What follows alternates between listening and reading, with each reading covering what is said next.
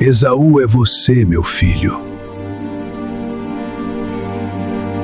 In Genesis 27, 1-46, we encounter one of the most intense, human, and unsettling scenes in the patriarchal narrative. The moment when Isaac blesses Jacob, believing he is blessing Esau. It is not merely an episode about deception. It is a story about destiny, human frailty, impulsive decisions, and consequences that echo across generations. Isaac was now old. The text says that his eyes were dim so that he could not see. His physical blindness symbolizes something deeper. He is about to make a decisive choice without fully perceiving what is unfolding around him. He calls Esau, his firstborn, the skilled hunter, the man of the field, the one whom the father loved because he ate of his game. There is a subtle but significant detail here. Isaac's preference appears connected to appetite, pleasure, personal taste. How many decisions in life are shaped by emotional inclinations rather than spiritual discernment? Isaac asks Esau to go into the field, prepare savory food, and then he will bless him before he dies. In the patriarchal world, a blessing was not a simple wish for happiness. It was a prophetic declaration, a formal transfer of family leadership and the covenant promise first given to Abraham. It was not trivial. It was irrevocable. But Rebekah overhears. She knew something Isaac may have been ignoring or resisting. Before the twins were born, God had told her that the older shall serve the younger. A divine purpose had already been declared. Yet, instead of trusting that God would fulfill his word in his time, she decides to act. She calls Jacob. Jacob, whose name is associated with the idea of supplanter, is instructed by his own mother to impersonate Esau. She prepares a dish like the one Isaac loves, dresses Jacob in Esau's garments, and covers his hands and neck with goatskins because Esau was hairy. Here begins the psychological drama of the narrative.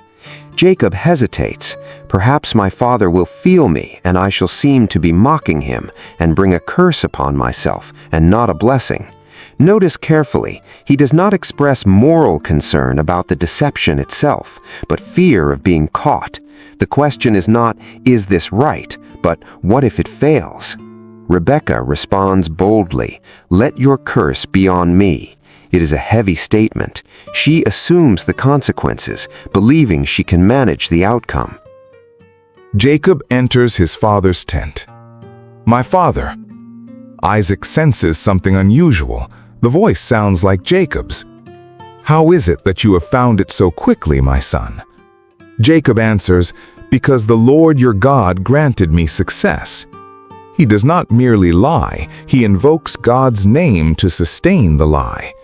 This detail reveals how far a person can go when determined to manipulate circumstances to achieve a desired result.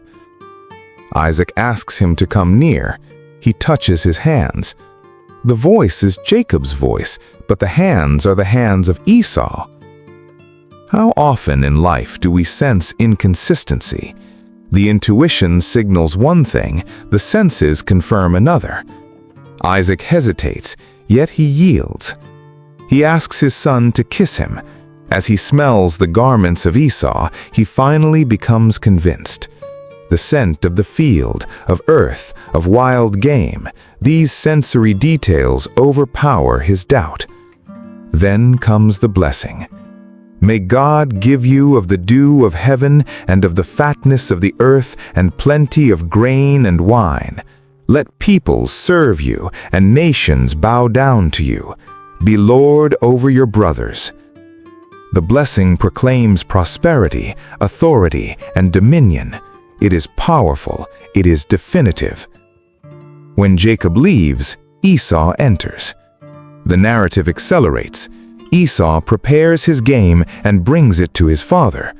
"Let my father arise and eat of his son's game, that you may bless me."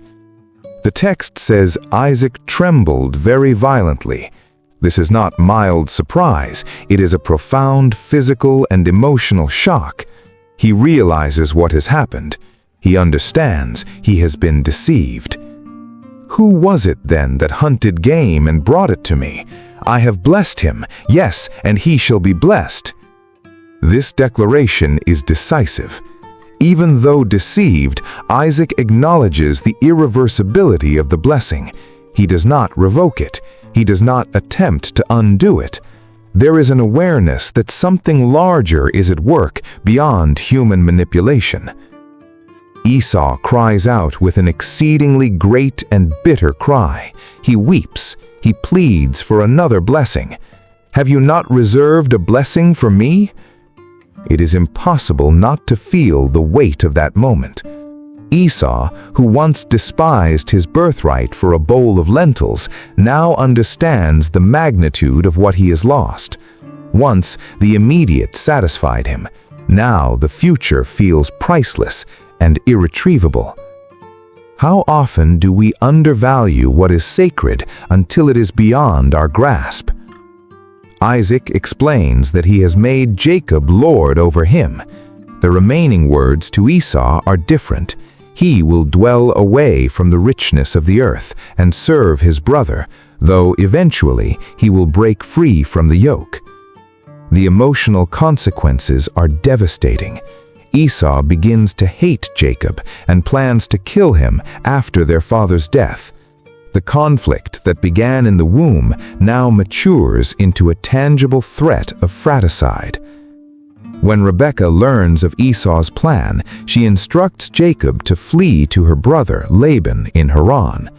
What she believed to be a strategic solution results in prolonged separation. Jacob leaves. According to the narrative flow, Rebekah will never see him again. The cost of control was severe. This story raises profound questions. If God had already declared that the older would serve the younger, why all this deception? Did God require human dishonesty to fulfill his promise?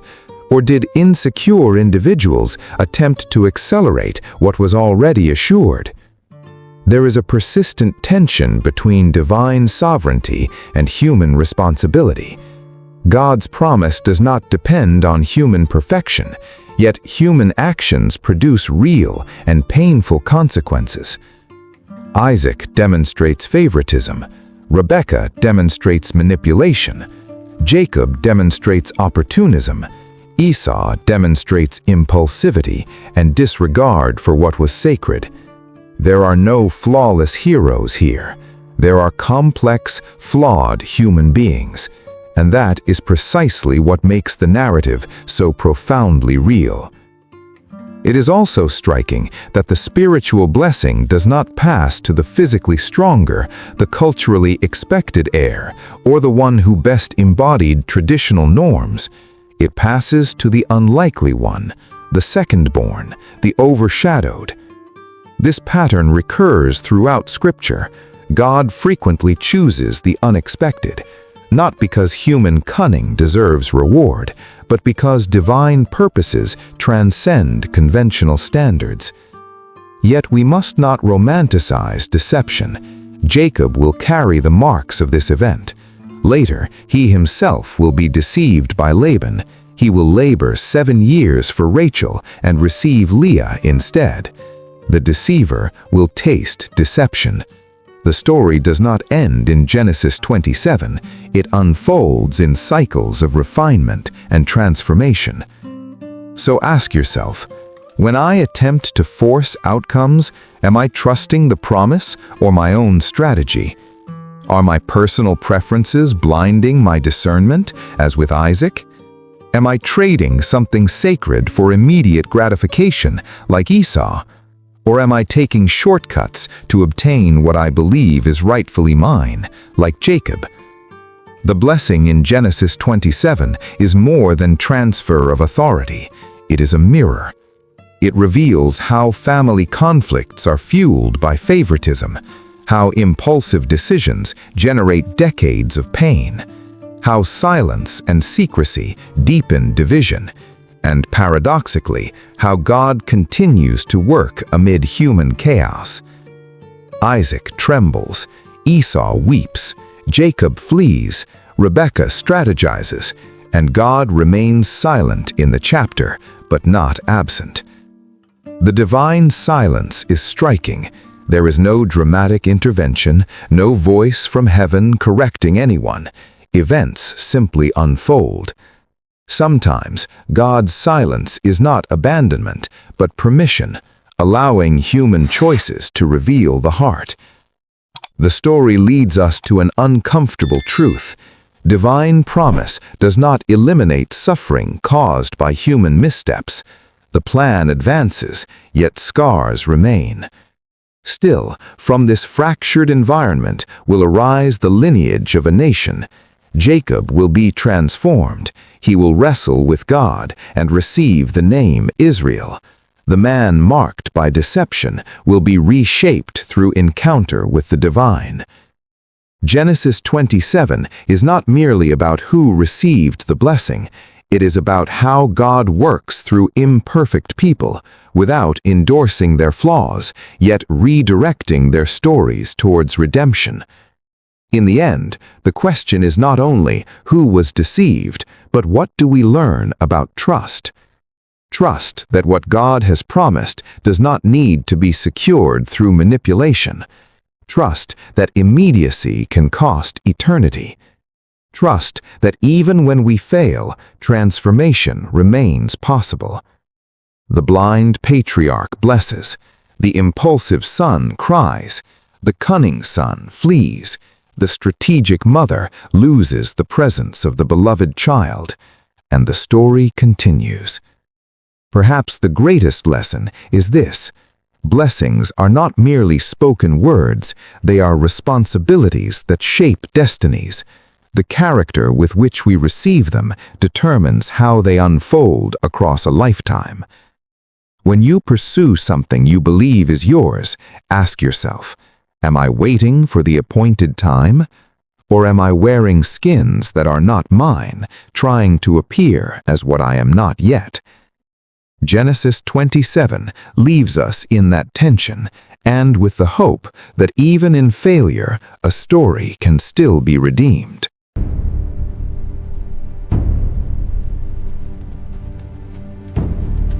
Se essa história falou ao seu coração, não pare por aqui. Inscreva-se no canal e acompanhe cada capítulo da Bíblia em forma de história, de maneira simples e profunda. Deixe seu like, compartilhe com quem precisa ouvir essa mensagem e ative as notificações para não perder os próximos episódios. Nos vemos no próximo capítulo.